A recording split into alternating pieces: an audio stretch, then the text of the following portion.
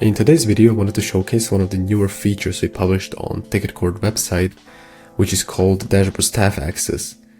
Now, this is fairly new and very useful for servers that want to provide their administrators or moderators with access to the dashboard, or to maybe look at the tickets via dashboard, or to configure the bot. Now, to get started, what you will have to do is go to your server configuration. You'll click Edit, scroll down, and you will mark a role as Staff Access.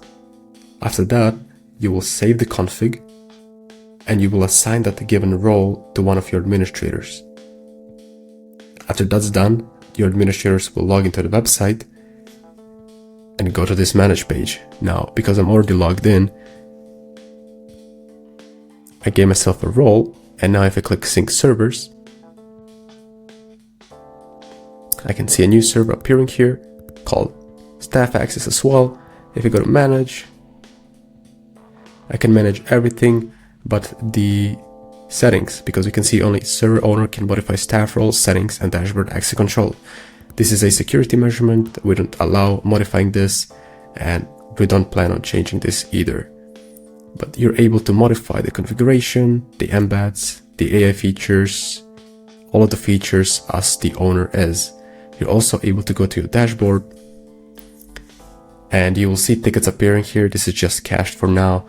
There's a brief cache for this page just so everything loads smoother, but you can go to all tickets and we can sort by managed servers, and right here we can actually see tickets from that given server as well.